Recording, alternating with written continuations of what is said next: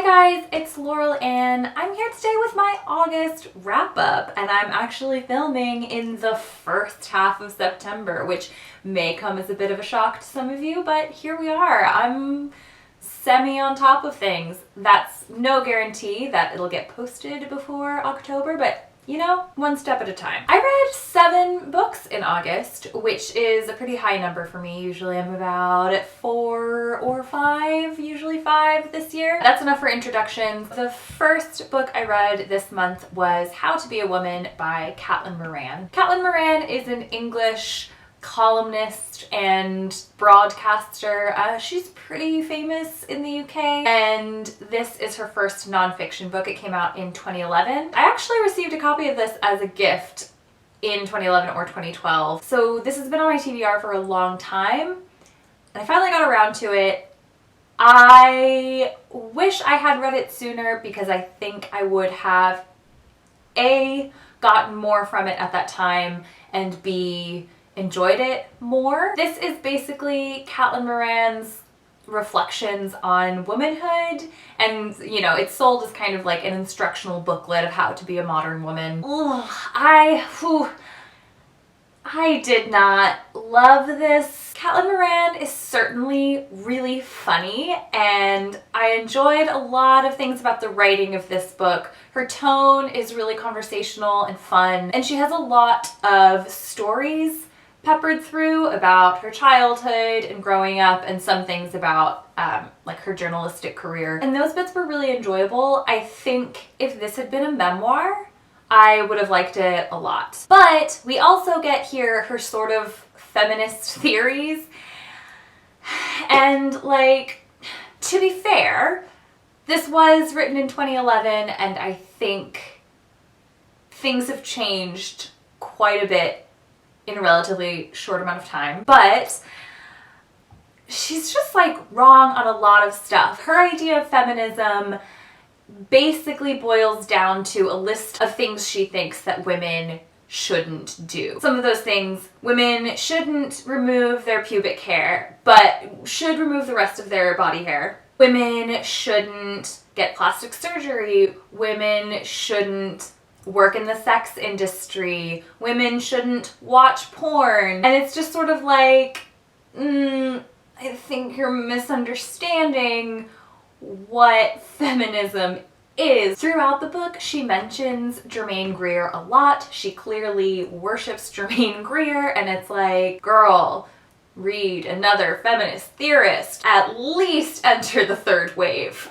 I mean, it just seems like a bit of a no-brainer. If you're gonna write a book about feminism, at least read some Audre Lorde, I beg of you. She also uses some words in this book that I found very shocking and would not make the editorial cut in 2019. Overall, this just wasn't for me. I think I would have loved it when I was 18, but now I'm not 18. And I didn't. That's enough of that. Let's move on to the next thing. The next book I finished in August was Why Women Have Better Sex Under Socialism by Kristen Ghodsee. This is a nonfiction, feminist, economic theory book. Kristen Ghodsee is an academic, and she wrote this book after she came out with an article in the New York Times. That article did quite well, and this book was commissioned based off that. I'm gonna link the New York Times article in the description, so if the book sounds interesting to you, you can read that right away for free, and then from there you can decide if you want to pick up the book or not. So this is essentially a treatise on how, while capitalism kind of screws over everybody, 99% of people, it is particularly ill-serving towards women and people who fill the social roles of women. It's just a series of arguments for why socialism more facilitates women's economic independence, and how women need economic independence in order to truly be equal to men, and how essentially under capitalism, women will always, in some sense, be subservient to men or rely on men financially in some way. And she talks about how, like, a lot of the old sort of Soviet-era socialist countries even though obviously like she acknowledges that things were not great in those places, that one thing that they did do better on is that like women were more sexually pleased and sexual liberation was a bit more accepted, and that in a lot of these countries that still has a lingering effect. Another thing that's really interesting about this book is that every chapter has like a picture of a famous socialist woman and a little blurb about what she did, and I really enjoyed that because I liked learning about these like cool feminist ladies. I loved this. I feel like I learned so much from it, and also Ghodsee's writing style is just really conversational and easy to read. I will say that this book, the language in the book particularly, is very like cis-normative. I think it's also pretty heteronormative. She doesn't really investigate female-female couples and how being in a relationship like that will change how capitalism affects you. So if that is something that really, really bothers you, you might want to stay away from this book because it might make you angry. But for me, I was able to look past that and still see this for the really important and valuable book that it is. Wow, I feel like I'm all over the place right now. I'm really struggling. After that, I read My Lovely Wife by Samantha Downing. This is a thriller about a couple who decide to start abducting and murdering women to spice up their marriage. And it's told from the point of view of the husband, who begins to suspect that his wife might be doing something even more sinister, if that's possible. This book is a lot of fun. It's a completely absurd premise, but the story is told well enough that I totally bought it, and I think it works. This is a debut, and I think it shows. That's not to say that it's like terribly amateurish or anything like that. There were just a few things that struck me as being slightly under-researched and a little contrived. The ending, I think, is also pretty predictable. Not like the very ending, but like the sort of twist is pretty predictable, but I don't necessarily think that's a bad thing, at least not in this book, because I don't think your enjoyment of it hinges on not knowing what's going to happen. It's one of those books where you don't really sympathize with any of the characters. That's something that doesn't bother me. I really like unlikable characters. I think it's interesting. However, I know for some people that's kind of a deal breaker in like connecting with a book. So just know that going in. Overall, I loved it. I think this is probably one of my favorite thrillers ever. I don't know if that's really saying much because, as I've mentioned before, I like thrillers, but I don't like them. If you like thrillers, which I think most people here do,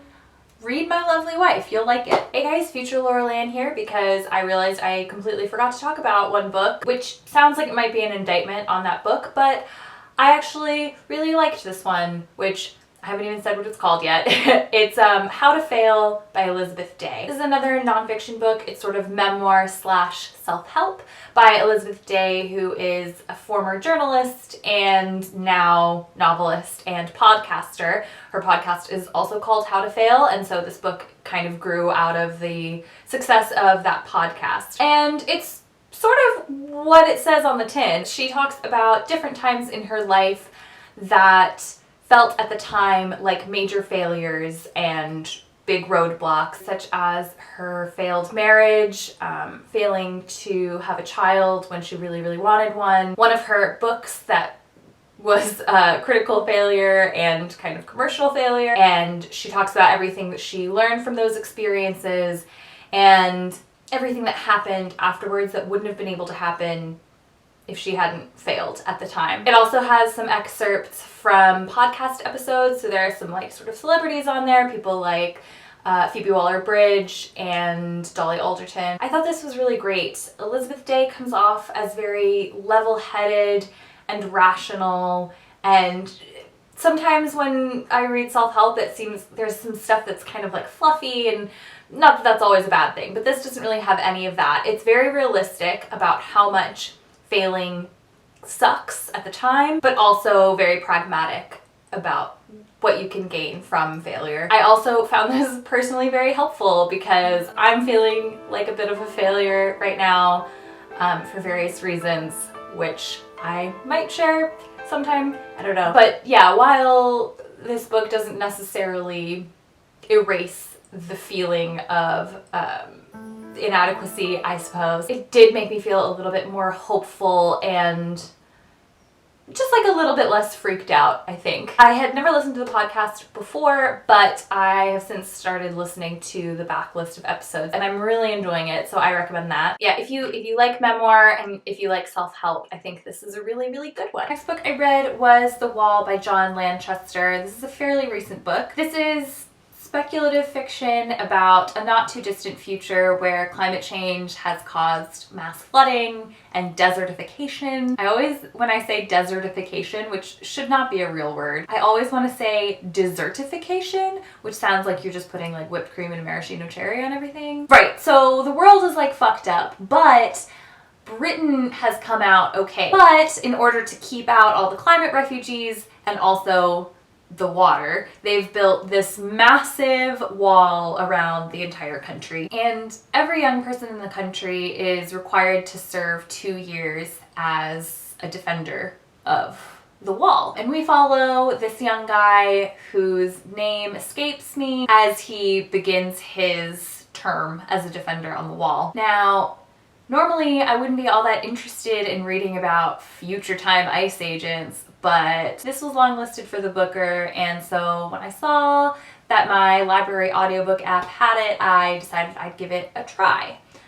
So I think like the social commentary here is pretty salient, although I don't really think he's saying anything new. The writing, can't really see anything special about that either. In the beginning, he does some pretty interesting things with form, but they're more just like little gimmicks and they go away after like the first few chapters. This also has a romance, which I thought was A, unnecessary, and B, the female love interest just like wasn't very well developed at all, and you know, that bugged me.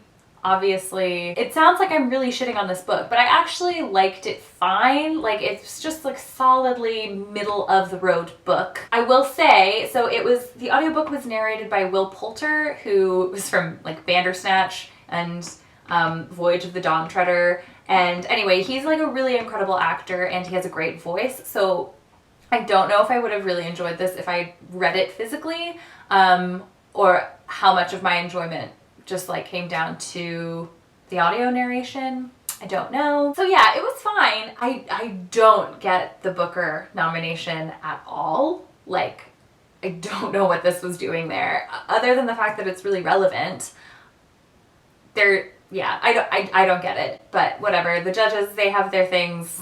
Moving on. So the next book I read was Wundersmith, The Calling of Morrigan Crow by Jessica Townsend. This is the sequel to Nevermore, The Trials of Morrigan Crow, which I read, when did I read this?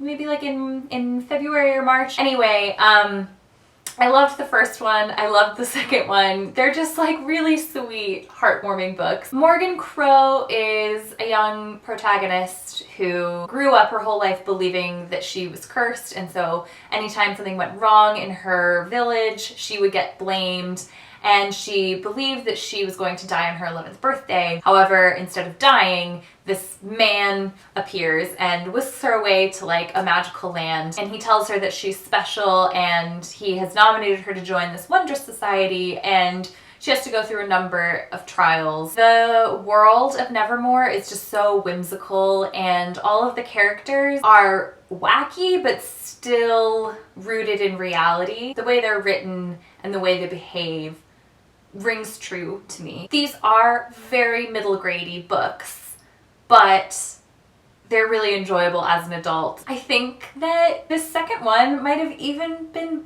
better than the first one, which is really unusual because, you know, we have a lot of times sort of the second book doldrums, but in this case, like, I just thought it was really great to see Morrigan coming into her own a little bit more and dealing with more sort of adult problems. I also think the villain in this series is really intriguing. You know that he has committed terrible acts, but he seems nice. Every time he interacts with Morrigan, you kind of like him. And I think that that's just really different from the general, like, purely evil, you know, unambiguous villain that you usually see in kids' books. When I was reading this, I was actually listening to the audiobook, which again, amazing narrator. It's Gemma Whelan from Game of Thrones. I was just always so excited to push play on my audiobook, which doesn't always happen. And then when I was finished with it, I was sad. I was like, oh, I wish I was still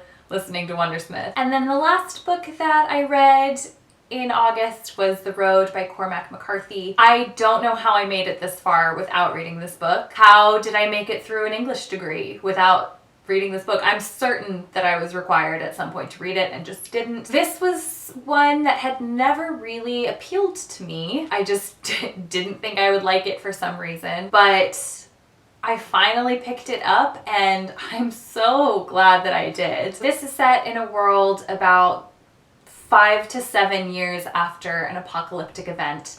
And it's about a father and a son traveling farther south because the winter is coming and they know it'll be too cold where they live. And we don't know what happened.